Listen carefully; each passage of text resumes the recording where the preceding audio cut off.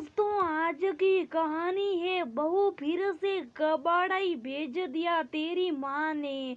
दोस्तों, कहानी शुरू करने से पहले अगर हमारे चैनल को सब्सक्राइब नहीं किया वो तो कर लीजिए ताकि आपके पास पहुँचे हर रोज नया वीडियो। राधिका की शादी को 6 महीने हुए थे। राधिका अपने पति श्याम और अपनी सास के साथ बेंगलुरु में रहती थी। राधिका का मायका दिल्ली में था।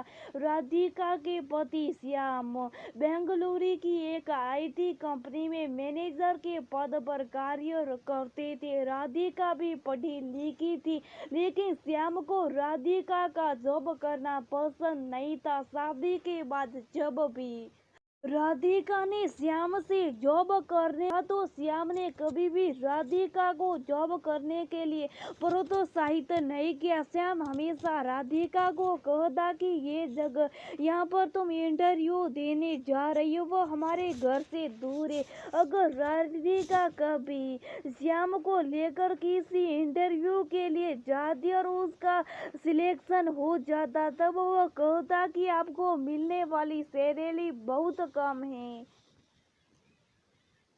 दूसरी तरफ राधिका की साथ बहुत ही तेज तर्रार महिला थी। दूसरे लोगों के सामने सीधे साधे होने का नाटक करती, पर अकेले में राधिका को उसके घर से आने वाले हर मान सम्मान के लिए ताने देती रहती थी। राधिका की सास को राधिका और श्याम का एक साथ बैठना, घूमना और खाना पीना बिल्कुल भी पसंद नहीं था। जब भी श्याम कहता कि आज मैं और राधिका बाहर डिनर के लिए जा रहे हैं तो उसकी सास कहती है मैं घर में बैठी हुई क्या करूंगी, मुझे भी अपने साथ ले चलो। बाहर खाना खाते समय भी श्याम अपनी माँ के साथ ही बैठा रहता था और राधिका दूसरी तरफ अकेली बैठी रहती। श्याम और उसकी माँ का ये व्यवहार राधिका को बिल्कुल भी पसंद नहीं आता था।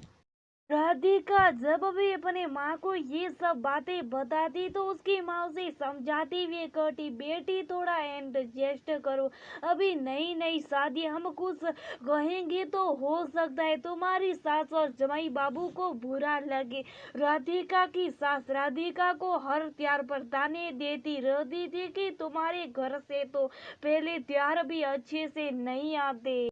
शादी के बाद राधिका का पहला करवा चौथ का त्योहार था। राधिका को सोने की जगह बहुत घबराई हुई थी कि पता नहीं सासू माँ अब क्या ताने देगी। त्योहार से एक सप्ताह पहले राधिका के भाई भाभी त्योहार लेकर आए। राधिका अपने भाई भाभी को देखकर बहुत खुश थी, साथ ही वो ये सोचकर दुखी हो जाती कि उसके भाई भाभी सिर्फ त्योहार देने के लिए दिल्ली से बेंगलुरु कितनी दूर आते और उसी दिन शाम को चले जाते। राधिका की सास के व्यवहार के कारण उसके भाई भाभी उसके घर में नहीं रुकते थे, चाहे उन्हें किसी होटल में रुकना क्यों ना पड़े। राधिका को ये बात बिल्कुल भी अच्छी नहीं लगती थी। उसने कई बार श्याम से इस बात का जिक्र किया पर श्याम से इस बात पर कोई भी प्रतिक्रिया नहीं दिखाई।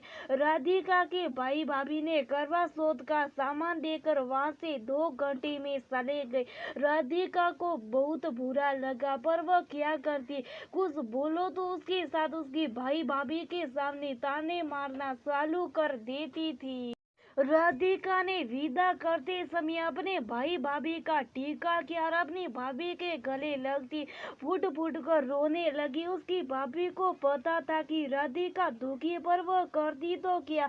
उन लोगों की विदा होने के कुछ मिनट बाद ही राधिका के सास बोले राधिका देखा तो सही, तेरे माँ ने अब क्या कबाड़ा भेजा है, हमें तो लगता है जो तेरी भाभी के घर से आता है वही तुझे भेज देती हैं। राधिका ने कुछ जवाब नहीं दिया और सारा सामान अपनी सास के आगे चुपचाप रख दिया और वहीं पर एक कोने में खड़ी हुई सुनती रही। राधिका की सास ने हर सामान को देखा और साइड में रखते हुए बोली कि फिर से कबाड़ाई भेज दिया तेरी माँ ने। राधिका को बहुत दुख हुआ, वह रोती हुई अपने कमरे में चली गई।